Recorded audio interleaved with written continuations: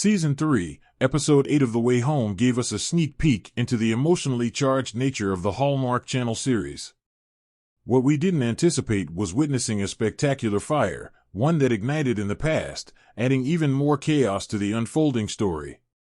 In the midst of this turmoil, Kat unexpectedly ran into Colton. As if things weren't already complicated enough, Colton, hailing from the 19th century, took it upon himself to assign blame for, well, everything. Then, when he traveled back to the 1970s, Alice saw him at the pond immediately. She is well aware of his true identity and abilities, but is he starting to learn about her as well? In 1814, Jacob and Colton did indeed meet. Susanna Sketch had already hinted at this, but The Way Home Season 3, Episode 8 confirms that it's only the beginning. The list of time travelers within the Landry family keeps growing. First, Kat and Alice. Then, Elliot. And now, we discover that Colton had the same ability in the 1974 timeline. How? That remains unclear, though some speculated hints at yet another lost character. The binge-worthy series is unlikely to provide concrete answers anytime soon. However, before addressing the growing mystery of time travel, The Way Home must first answer another pressing question: why is Colton traveling through time? Fortunately, Season 3, Episode 8 begins to provide some answers. Spoilers ahead, be warned. Thanks to Susanna Sketch, we already knew Jacob had met Colton. Now, we get to witness it firsthand. After Eli and Jacob introduce themselves, a drenched and bewildered Colton arrives at the Landry residence. Eli soon discovers it's the year 1814, a fact confirmed when Susanna hands Colton a copy of the almanac. However, Colton plays it off as if he has no idea what's happening. One of Colton's statements, "The time I spend here is equal to the time I'm gone," reveals an important truth about time travel. While Susanna was sketching, Colton was experiencing time differently. Where does this phenomenon originate?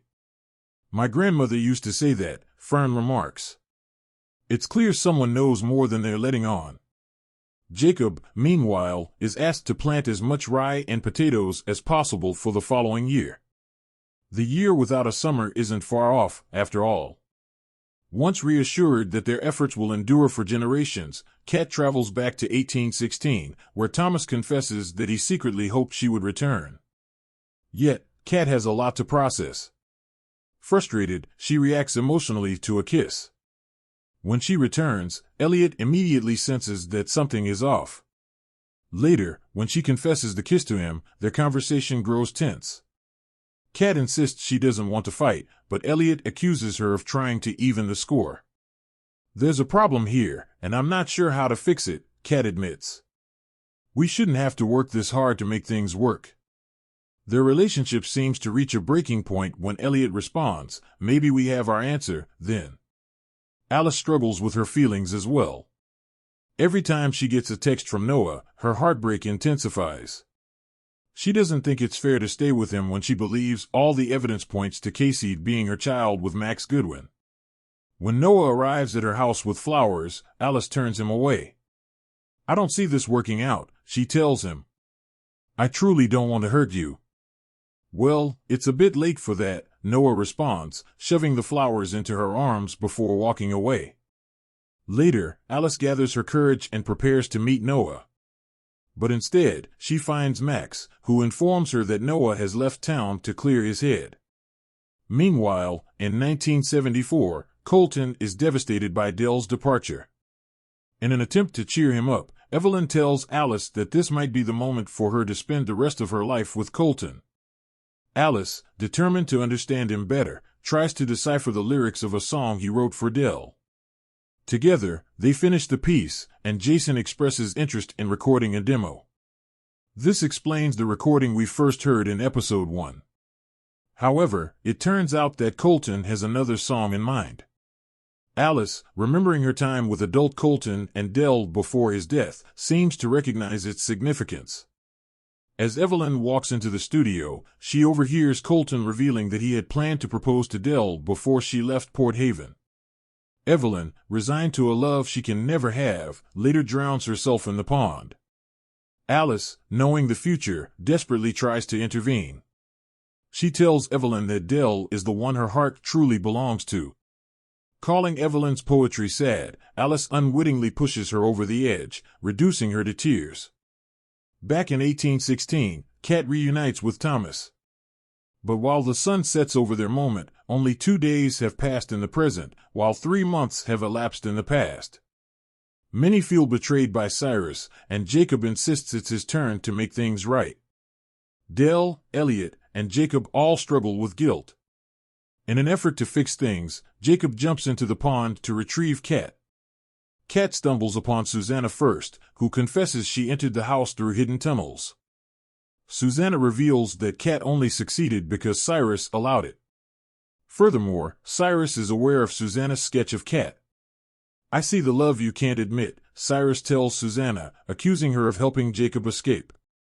The villagers, growing more hostile, declare that their deal is off. They storm the Landry estate, accusing the family of being the only ones whose crops survived the summer. Thomas watches from afar as Elijah is publicly accused of being a witch. Then, chaos erupts. Cyrus, leading the charge, proclaims Elijah Landry has made a deal with the devil for his soil. Thomas, Susanna, and Kat reach Eli first, just as Jacob arrives to take Kat away. As rocks shatter their windows, Eli refuses to flee. When Kat tries to explain what will happen in the future, the villagers reject her warning. What follows is a full-scale assault on the Landry house. Flames engulf the structure, and only when Cyrus realizes Susanna is inside does the attack cease. Inside the inferno, Jacob and Cyrus fight for survival. The others manage to escape, but a mysterious figure pulls Jacob to safety, sparing his life.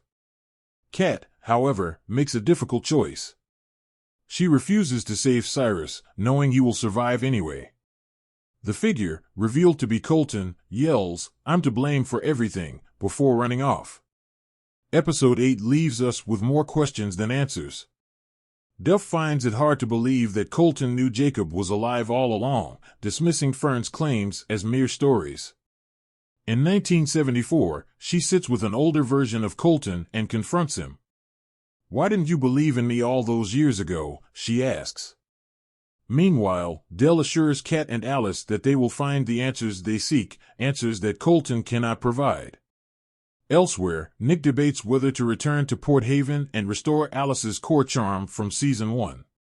The final moments of the episode are striking. As Cyrus delivers a fiery speech to the villagers, Colton is seen sprinting through the trees. In a moment we have seen before, he plunges feet first into the pond, only to emerge in another time. When Alice finds him, she asks, "Is everything okay at the farm?" Colton simply responds, "Sure." And with that, we are left wondering, what's next?